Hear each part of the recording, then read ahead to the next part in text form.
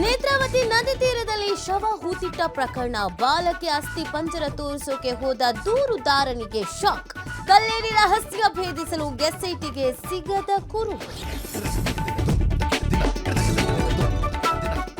ಚುನಾವಣಾ ಆಯೋಗದ ವಿರುದ್ಧ ತನಿಖೆಗೆ ರಾಹುಲ್ ಸೂಚನೆ. ಕಾನೂನು ತಜ್ಞರ ಜೊತೆ ಚರ್ಚಿಸಿ ನಿರ್ಧಾರ ಎಂದ ಸಿಎಂ. ಸಾಧಕ ಬಾಧಕಗಳ ಪರಿಶೀಲನೆಗೆ ಎಚ್.ಕೆ. ಪಾಟೀಲ್ಗೆ ಸೂಚನೆ.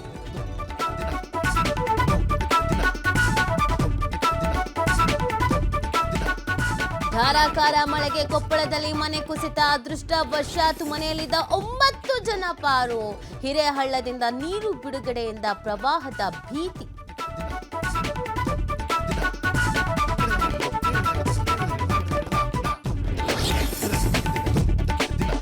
ಬೆಳಗಾವಿಯಲ್ಲಿ ರಂಗೇರಿದ ಡಿಸಿಸಿ ಬ್ಯಾಂಕ್ ಎಲೆಕ್ಷನ್. ರಮೇಶ್ ಕತ್ತಿ ಸವಾಲು ಸ್ವೀಕರಿಸಿದ ಬಾಲಚಂದ್ರ ಜಾರಕಿಹೊಳಿ. ಕತ್ತಿಕೋಟೆಯಲ್ಲಿ ಶಕ್ತಿ ಪ್ರದರ್ಶನಕ್ಕೆ ಜಾರಕಿಹೊಳಿ ಸಜ್ಜು.